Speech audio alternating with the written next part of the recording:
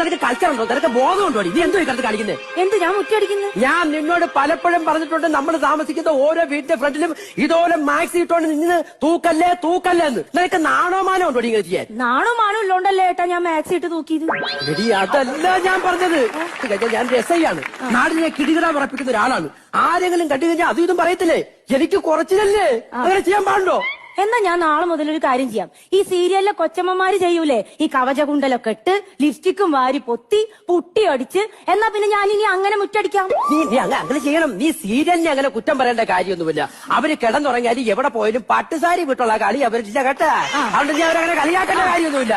നീ അങ്ങനെ ചെയ്താൽ പറ്റുള്ളൂ. ശരി, എന്നാ നാളെ മുതല് കാഞ്ചീപുരം പട്ടുസാരി ഉടുക്കുന്നു, അടുക്കളയിൽ കയറുന്നു. വേണം. കാഞ്ചീപുരം പട്ടുസാരി ഉടുക്കുന്നു, ബാത്റൂമിൽ കയറുന്നു. വേണം. കാഞ്ചീപുരം പട്ടുസാരി ഉടുക്കുന്നു, ബെഡ്റൂമിൽ കയറുന്നു. നോ, അവിടെ മാക്സിമം മതി. അപ്പൊ നിങ്ങൾക്ക് അവിടെ സ്റ്റാറ്റസ് വേണ്ട. അവിടെ